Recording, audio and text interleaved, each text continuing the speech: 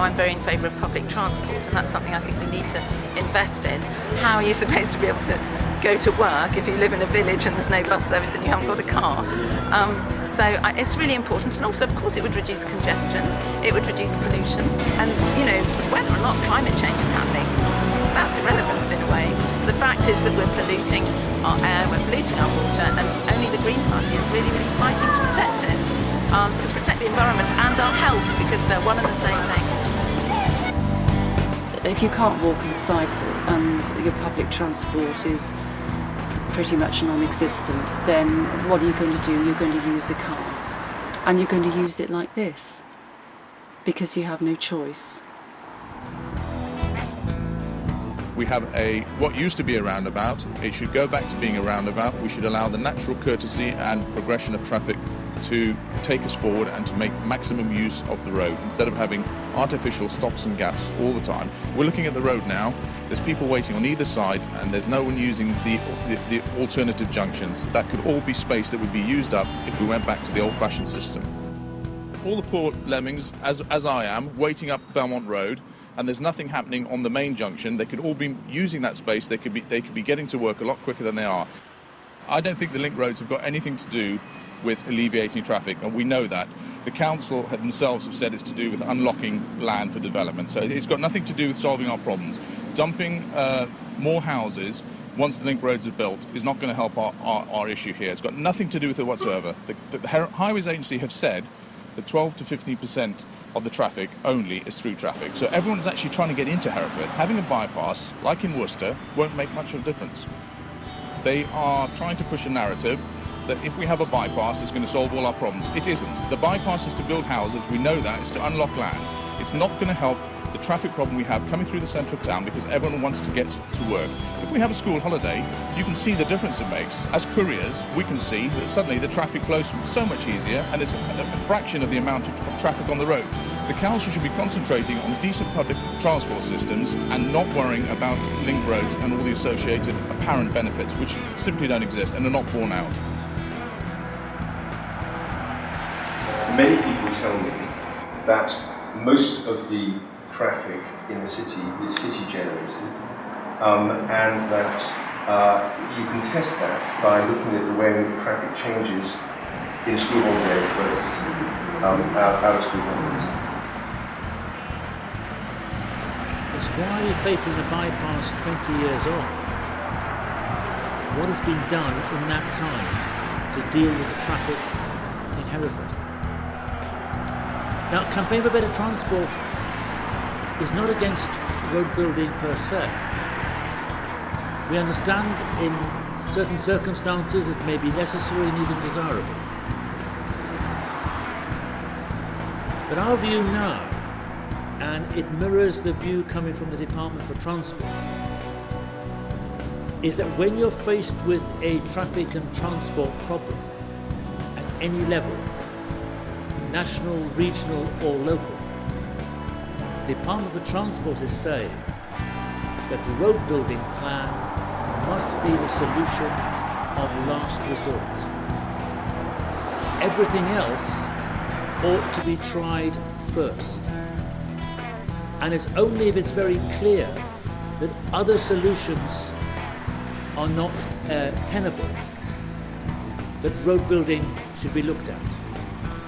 And I think it's one of the reasons why the Department for Transport has so far been reluctant to give money to the proposed road building schemes around Hereford, because they are not convinced that this is a plan of the last resort. And one of the reasons for that is this figure. As 20 years ago, the vast majority of traffic in Hereford is not through traffic. Yet if the problem is not through traffic in a city, the bypass is somewhat irrelevant, because it's dealing with a problem that's not there.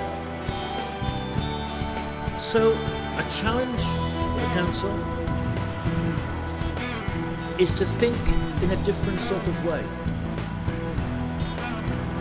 But I think it's an exciting challenge.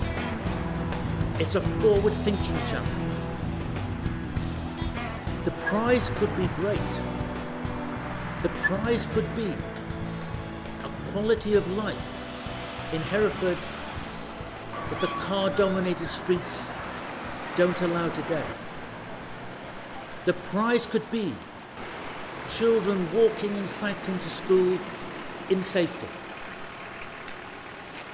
Just a stat really, some of you will know, is that in the UK as a whole, and Hereford is probably not very different, half of all journeys made are under 2 miles long. Really, if the buses and the bikes are there, they don't need to be done by car. So I suggest that there is an alternative vision to the bypass. The alternative vision is based on an exciting, sustainable future, which is not just a green solution, it is that, but it is a solution that works for people, that has worked for the people of Maastricht and could work for the people of Hereford, giving everybody here a quality of life free from a car-dominated city that we don't have today. I know some work has been done on cycling, and particularly the people who've been doing work on space for cycling in Hereford. That has been recognised actually across the UK. But I understand the council's plan is only for cycling to increase by about 1% over the next several years. It could be much more. But it needs that exciting, sustainable strategy. And just one last point. It's often said, and it's said very correctly,